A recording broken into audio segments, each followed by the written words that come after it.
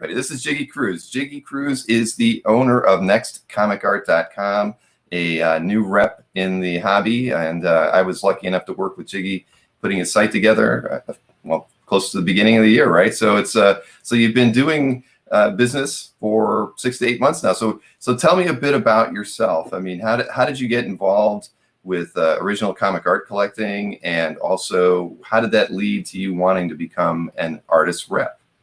Okay. So my name is Jiggy. I live in the Philippines. I live in Metro Manila. I'm a big comic book nerd geek since 90s. So I had an appendectomy in 1996. And, I was in the hospital and started reading comic books. My aunts, I was stuck there. And unfortunately, I started with the Clone Saga of Spider-Man. But I loved Spidey ever since I saw Spider-Man and His Amazing Friends. But it was really in 96 that I really got into collecting and seriously reading comic books. So I stopped for a bit. And when I was back in college, one of my teachers back in high school sent me Ultimate Spider-Man. And I fell in love with the title, and I started reading Wizard magazine all over again and fell in love with the hobby again, rediscovering all these new titles and writers. And I haven't stopped since 2000. Yes. But I was at an LCS I remember it was a signing for Jay Anacleto. Mm-hmm. So Jay Anacleto did the sequel for Marvels. It was called Eye of the Camera. And I really wanted to meet the guy. I loved his drawings. Then there was this other guy who kept talking about original art. I bought this Jack Kirby piece. Wow, those things exist. And I talked to the LCS owner, what's special about comic book art? And he goes, Jiggy, anyone can own a piece of comic book. Multiple people can own Giant Size X-Men #1 or Amazing Fantasy, whatever. But for the comic book art, you're the only one in the world who has that. And I think that's what us collectors feel I'm the only one who has this piece, and it's very special. And I started talking to Filipino comic book artists, and they were always in the LCS. I gotten to become friends with a lot of the ones living here in Manila, and I just respect them so much. I think that they deserve more credit even here in the Philippines. And it was last year, I think it was the pandemic that really got me. Before the pandemic, I wanted to help out some newbies, new artists on the scene, needed help selling, and I know of CAF, and I felt like it was the best place to upload their new art and people looking for commissions. And then I only started collecting in my very first San Diego Comic-Con, which was 2011, a decade ago, Bill. Wow. So I met Quan Chang, and I really liked Olivier Coipel's art. So he did some Ultimate Spider-Man covers, and he goes, "Oh, go talk to Morales." Quan goes, "Talk to Morales. He's getting married. He needs the money, so he can give you a good deal." That piece is with him. So, and then that's when I discovered that the pencilers and the inkers split some of the pages, and that's with Mark Morales. So I talked to Mark Morales, and during that time, I felt like I'd be spending too much on a piece of paper, but so I didn't get the piece in San Diego, but I did get his email, and he still had the piece. And I said, you know what, let's do. I got it. So it's the cover for issue 155. Cool. Ultimate Spider-Man with the Ultimate Sinister Six behind him. And just the other day, I got a notification. There was this guy, "Hey, you want to part with this piece?" No, that's the very first piece I ever bought in my life. It's that's a big piece to start with, though. So I know you really went all in. I went all in, yeah. My brother, on the other hand, like he's into comic books also, and his first piece was a jock piece from Detective Comics. The Black Mirror, I believe, was the name Mhm. of the arc. So he had a pretty nice page with the Dick Grayson Batman punching Joker. He said, Oh, "No, wow. I'm keeping that too." Yeah. So ever since that time, there's one piece, and then I love this other one, and it's been a journey, an exciting journey ever since. But going back to like 2019, I felt like maybe I can do this repping thing. Like I love talking to people. I I get along easily with new people I meet, and I can use this, and I'm very passionate about the industry. I've always wanted to work in the U.S. for whether it's Marvel Comics or DC, but it's hard. It's hard to get a working visa, so it's the closest thing to the comic book industry, and I really just wanted to help out my fellow countrymen Mhm. sell their art. I feel like a lot of like the Western market, they need to discover these new talents. Mhm. So that's why I decided like who are the next guys who will appear. So that's why I decided to form Next Comic Art. And it was Miguel Mercado who I first talked to. He's a digital guy, and Right. I feel proud that I've convinced him to do more traditional paintings, Mhm. and he's been doing that. And recently it was his record high. His biggest piece he had was sold for 2,000. It was a Mary Jane homage for John Romita Sr., like Face It Oh, nice. Tiger. Sure, sure. And thanks for featuring that, Bill. I saw it on the email. Yeah. Like popular new art. Like, oh, thanks. And then Miguel, you're featured. And then he actually talked to me earlier this morning. Like, man, I just wanted to thank you because I was selling some of my sketches for $5. Like, what? You're crazy. You're crazy. You're crazy. And he sold a painting for $10. Like, Miguel, like that's never gonna happen again. I'm Right, gonna right, exactly. help you, yeah. So Mhm. he's happy. And because of the art that he's been selling, he's been doing more paintings, which makes me happy. Like people should have traditional art. Right. Yeah. Right. Well, that's Mhm. yeah, that's exciting. So, I mean, was he selling locally at that point in time? I mean, or Oh how? yeah, he was doing the local conventions here, Right. and then he tried the Singapore Comic Con over there, and the Singaporeans love Miguel. So like, hey, maybe I can sell more sketches and some of my original art. So, Mm-hmm. and then he talked to me again, and then what, let's do this. And then because since Miguel joined, I can never forget. I talked to Mark Hay of Splash Page Art before. Like, Mark, who was your first guy? I forget who, but he said like, It was Tim Bradstreet. there. If you start with one guy, they just keep. And I started with Miguel. So Kim Jacinto and Rian Gonzales shortly followed. Mm-hmm. And then by NYCC of 2020, I just started talking to you then. Mm-hmm. I had 5 artists, and now for the last San Diego at home, 16. So from October to July, like I was able to get 16, like increase it to 16. So it's been great. It's been a learning experience. I enjoy talking to the guys, and some of the extroverted artists were like, Jiggy, you put us all in one Zoom room. People, we don't do that, and you were able to put us in one room. And yeah, even the last Comic Art Live, Sure. we did that claim sale. Yeah. Some of the artists like, wow, you convinced this guy to appear on cam. Like, yeah.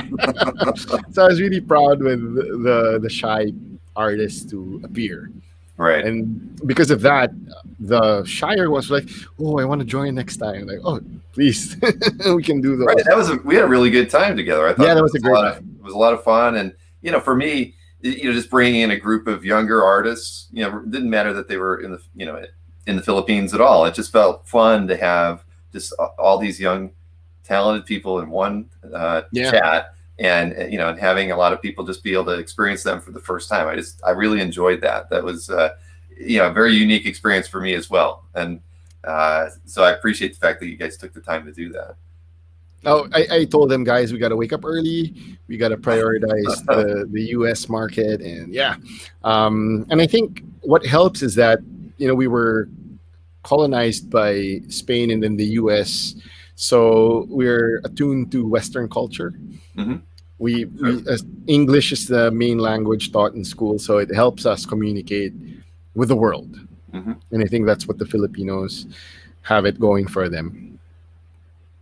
And most of us are just really friendly. I took that from there, and I loved watching a couple. I can't even remember which artists were in the drink and draw, but that was fun too. I'm sure they had a great experience. Those that could tune in and be a part of that. Harvey Tolibao, Miko Suwayan, and Kajo Baldisimo. Who I said, Kajo, you gotta, can you appear? Your anime is about to drop, and maybe you can appear and promote your upcoming Netflix series. And he did, and he got a commission request the day after, which was cool. Mm-hmm. No, that's it's great. I mean, I love anyone that wants to work with us, because I know there's opportunity there if based on how we present things. Like you said, when you feature our work in the daily email, it helps. There's a little extra exposure. And there. I show that to the group. Hey, you got featured, and then wow, and it was when I realized, hey, how come the art sites I buy art from, like, it's notifications, like, and then Bill Cox, and maybe I should contact Bill, like, and then Bill's the one making all these sites, and like I said, all in, let's do it. Yeah, I want to be integrated within the CAF network. Right. I mean, it's the way to go. I mean, I think. I mean, I never strong arm anybody, and I don't really market the fact that we do it. I mean, we talk about it, but I know that once somebody's in that kind of network of sites, that it really does help their business. And I thought it was really smart of you to work with us. Thank you. As a new business, because that doesn't usually happen that way. Usually, someone starts out, they feel they've got to go lean and not invest a lot of money. I mean, they'll invest time, but they won't take that extra step to really get themselves, into a better spot. And you did, and I appreciated that. Because I was like, why should I just? I was looking at Squarespace, and it's not. Let's just get integrated immediately. Right. I mean, you could make a Shopify store. I mean, there's so many different ways that you could have gone about just spending $30 a month and use some online, pre-baked online platform to do it, and it would have been valid. It would have worked, but yeah, no, jumping right in and working with us was definitely the right thing to do. So it was the right thing to do. Yeah, best decision I made last year. Well, we'll definitely, I know we're going to definitely, do more with you guys when in November when we do the next show. For sure. We're just getting started on the plans for that, but so. As far as current artists that you have that are accepting commissions, I mean, who do you have that are actively engaged in doing that right now? It's Robbie Amore's been like a beast in terms of doing commissions. Jimbo Salgado. I've gotten new guys. Like, they're not super there yet, but I feel like for this fair price, you can get a really good commission. So I recently got this guy named Rafael Gumbok, and he was able to get 3 commissions. Like, he opened 3 and he got all 3 over the San Diego weekend. Yeah. Mm-hmm. So what was one of the guys? He was at the claim sale, so he got one of his art pieces. So okay, cool. Wow. So what was your experience? Your experience with the San Diego show, and how does that differ from the live experience? Because I've not watched any of the San Diego, online virtual shows. I haven't either. I haven't watched, because I was comparing, like, just like Marvel schedule. Last year they had like maybe 6 to 8 panels, and now it's just 2. So wonder why, like, there was less excitement for Comic-Con at home this year versus last year.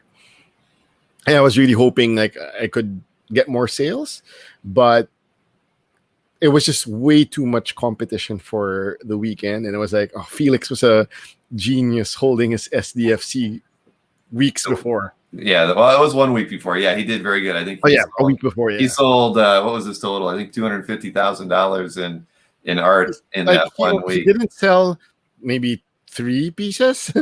Right. Out of all That's the very art that cheap. was dropped. Yes, that's a phenomenal percentage sell rate.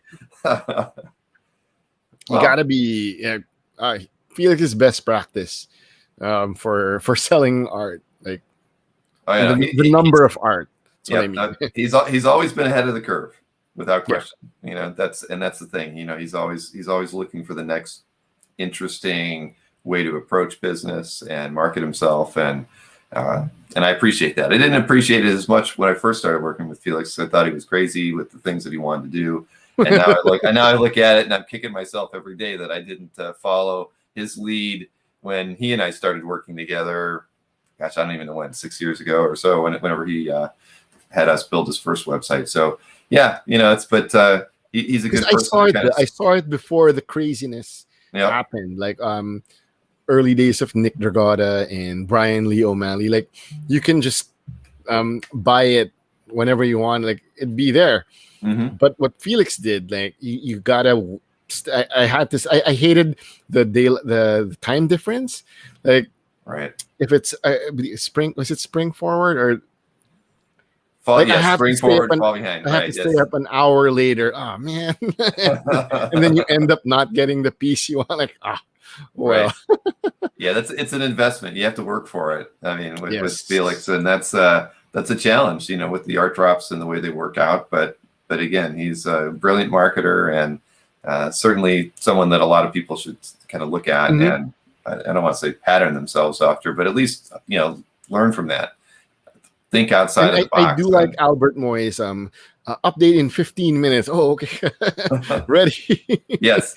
Well, it's not. Yeah, it's like Albert will update his site in 15 minutes. It's almost as if somebody else is writing those emails, because it's not, even though it comes from Albert. But I've always appreciated that. But yeah, he does. He teases it very well. He'll usually email you a few days before the art drop saying it's going to happen around this time, and then yeah, you get emailed 15 minutes before the art drop as a final reminder. And yeah, I mean, I do it. I'll sometimes, I don't always go to like their site. I'll go to CAF and his dealer page there and just refresh that, waiting for it to happen. Oh, okay. Bill, sorry to ask, can you buy directly from CAF? Like if you stay there?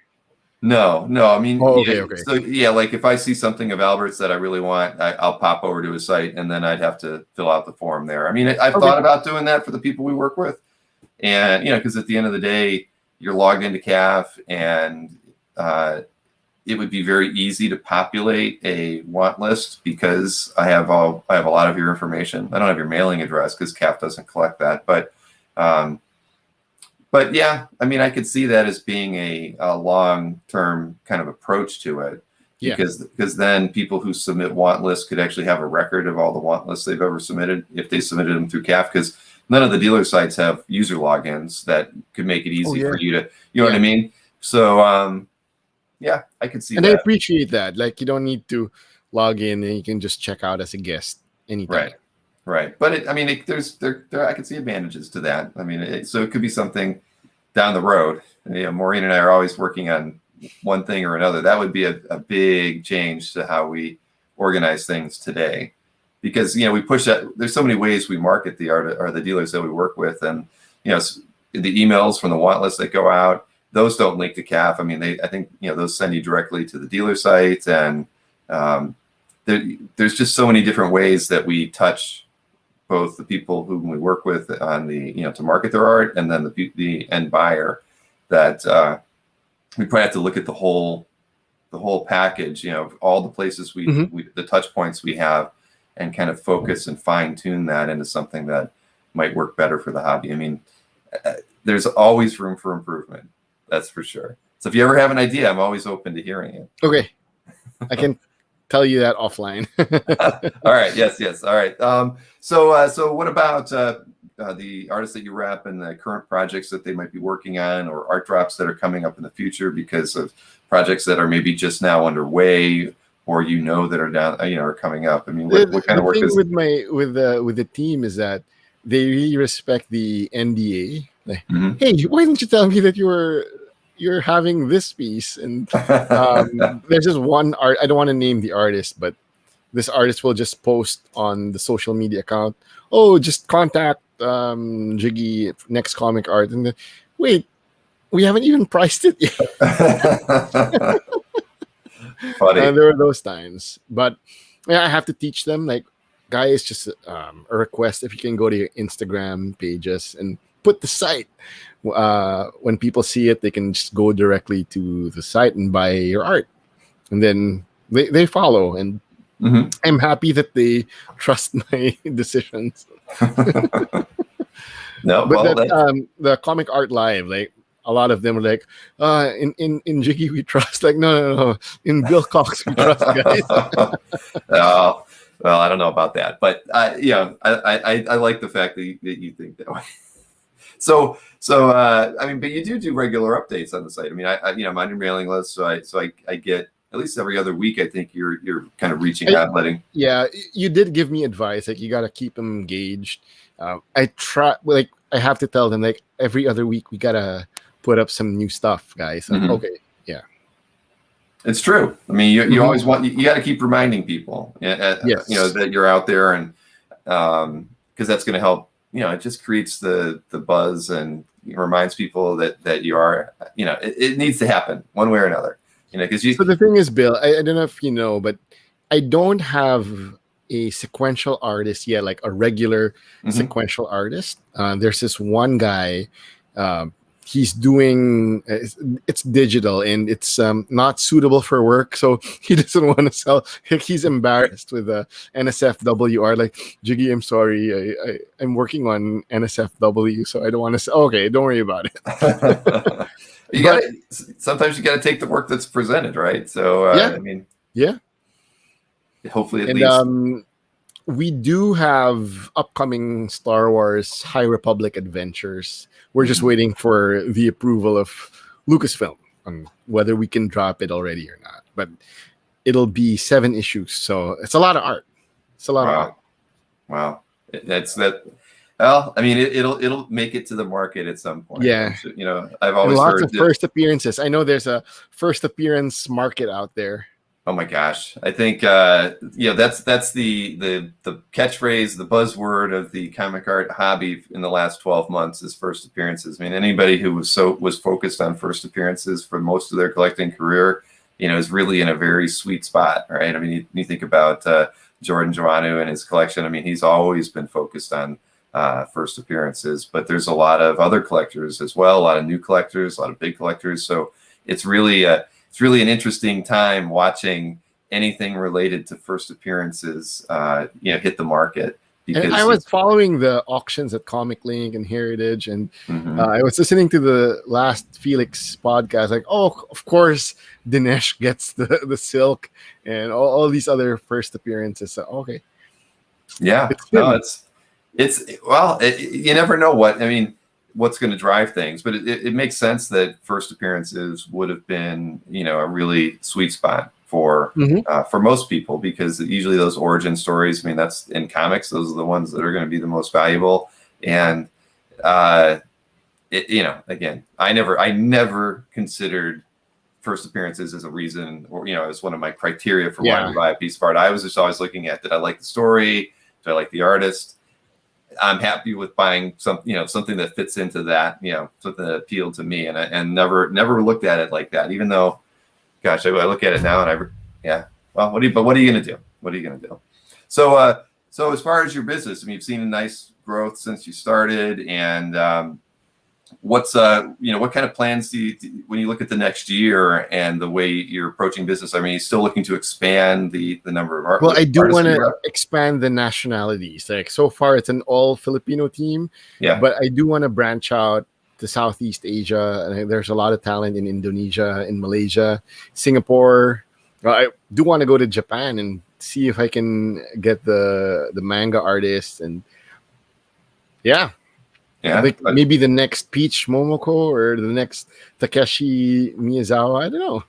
Right. I want to focus on Asia, and Well, part of that is getting, it's definitely getting out and, getting. That's the thing.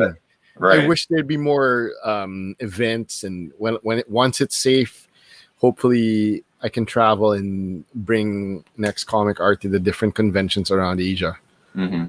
Right. You just have to. I mean, because that's any kind of representation always involves that personal getting to know one another. It's not just the brand. It's, the artist has to trust the person who's going to represent them. And so getting that FaceTime, even if you weren't able to set up, just to be able to go to a few shows and have a stack of business cards and, and get to know people. I mean, that's and I told my guys, like I used to work for a multinational, and I'd be sending emails to all these different countries, working with people from whether it's in Europe or in North America. It's different when you meet the person. So when you have all these summits, they'd reply to you faster. Says, "Oh, I know Jiggy." Like, okay, like, but if you don't see a face, you don't match a face to the name. Like, I'm not gonna reply to this email immediately. And I think that's the same with artists. So if the artists go out there to the shows and meet the fans, the higher the chances they can sell their art. Right. No, it's true. I mean, you can't just sit at home. I mean, you see a lot of the art reps who I think have become very successful, and they get out in a team kind of focus, like we did on when we did Comic Art Live, having everybody there. But you think of New York Comic Con, and I think of Jason from Essential Sequential and Felix and Mark Hay. They kind of present, have a really nice presentation where they've got almost banner for every artist with their branding on it, and that helps create a super level of visibility for your business and your artists. And and trust me, I know you're just getting started, but that's like, I'm sure that's probably the path you want to you see yourself on. It's just a question of getting there, and clearly everybody getting back to a bit. I was overwhelmed the first time I went to the artist alley in the art section of the halls of the San Diego Convention Center. Like, wow, like it's the cover from this issue. Like, it's crazy as a fan. Definitely. Right. Yeah. Now, so have you only been to San Diego, or have you gotten to New York City? I've been to New York. Yep. In the States, it's San Diego and New York. I haven't been to Chicago and Emerald City, but I have been to Tokyo Comic Con, and I haven't been to the Singapore one. Yeah. But Tokyo is another show that's really interesting, and the Japanese have a lot of dispensable income. They were there. Like, I thought that they were just interested in manga, but they were there for the Western artists, which I thought was interesting. Huh. See, I would never guess that at all. Mark Brooks were there the last time I went. So, and Nick Dragota was there, and Zdarsky. Well, Zdarsky had a big line. Oh, I bet. Yeah. Wow. Huh. See, well, I've always wanted to go to Tokyo, so maybe I should. Oh, you'll love it there. Yeah. For sure. When do they have that show? It's December. It's in December. Yeah. All right. I'm gonna make a mental note of that and look at. Yeah, that would be cool. Japan right after. No, my daughter has always wanted to go to Japan, and she just graduated high school. So maybe I should plan it as when she graduates college. That might be a good trip for the two of us. Yeah. All right. No, good advice. Because I always thought about it. I'm like, I don't know what I'm going to do there. You look at tour packages and things. So anyways, I don't want to get off tangent here. We're talking about. It's not lost in translation. Don't worry. But there are more Japanese who can speak in English, and it's different now. There's Google Translate, and it helps. Well, because back then the misconception was, oh, it's expensive in Japan, and it's hard. There's a communication barrier, language barrier, but it's different. Because I think what's cool living in Asia, Bill, like you can just travel from San Francisco to LA or San Francisco to New York. Here it's Manila to Tokyo. Like, quarterly you can go like for $50 airfare. It's like it's amazing. Well, maybe when I go, I'll need you to come at the same time, and for sure. I'm there. I'm there. All right, we'll work that out. That'll be fun. So let me think here. So as far as the future goes, you're definitely going to be participating in the next in our next show in November. 100%. do you have any other virtual shows like that you have, Well, you know, on I your think we schedule? should like start our own convention also. Because in the Philippine alphabet, it's ABK. There's no C, so there's a Comic Oh, Con with a K okay. instead of C. It's KOMIKON. So that's the local show here. It happens twice a year in March and in no, just like Comic Art Live. Okay. So it's Same schedule. March and August, or how? Or, November. oh, There's a March and November. show. Oh, Yeah. okay. Or so is it May and November, or is it really is March? Sorry, and it's March. It's March in November. November. Huh. Okay. No, well, I mean, I know. Didn't we? I think I said something like that. You know, yeah. The thing is, we're all figuring things out right now. What the right things are, and yeah, I mean, a virtual show that's kind of tailored around one person would be a fun experiment. You know, I mean, one person, one company like yours. I mean, just to do it as an afternoon, it would be, you know, good. Something I think that obviously would be great for you guys, and it'd be fun for me to do. Like a panel per artist and claim sale per artist. Right. Just yeah, exactly. And you know, and don't you know, we don't like make it a full weekend event, but it could be if you do that in like a 4-hour window and just kind of regimentally walk through it. And maybe have some get. The other thing I did was I got to know some artists from Asia, so I did get to meet Takeshi Miyazawa. So I said, Takeshi, you wanna appear as a guest for our WonderCon at Home event? And you know, yeah, sure, I'll do 5 commissions, Jiggy. Like, and then I blasted in the email, and that was one of the most popular replies I ever had. Well, I can imagine. Well, all right. Well, we're gonna talk more about this then over the next few days and try to figure out how we can work that into the schedule of shows and things that I'm doing with Comic Art Live. But no, I'd love to do that, and I think that, you know, if it's like a proof of concept. If we do a good job, you know, it's something that could work for a lot of different people. But I've had this idea that I wanted to do some like a week or a monthly show, like put it on a Saturday or Sunday and make it a part of just our regular programming, but alternate whom I'm working with. And, you know, maybe some shows are more just art drops between, you know, you have like Albert, Mike, and then Anthony, right? That's the show for that month. And then the next show might be where I'm working just with you, and, you know, but make it a monthly thing. Give us something else to do that, you know, with all this time online. That'd be great. That's an amazing idea. All right. I'm sure the team would love to attend. Well, all right. We'll be talking more very soon then. But Jiggy, listen, man, it's been a lot of fun. And I'm glad we got to introduce you to everybody here. And everybody should check out nextcomicart.com and sign up for Jiggy's mailing list. He's, you know, like I said, he's always keeping everybody updated on the new art that he's got available. And for the Star Wars fans, and for the Star Wars fans, yes, you definitely want to sign up and I know several Star Wars collectors. That's, you know, that's the coolest thing about doing all these online interviews. I've kind of gotten to know all the collectors on CAF a bit better, and there are a lot of people who are very focused on Star Wars art. So I can imagine, even with the dueling dealers, the people claiming, "Hey, I know that guy. That guy bought from me." I know. I'll tell you, it is so fun.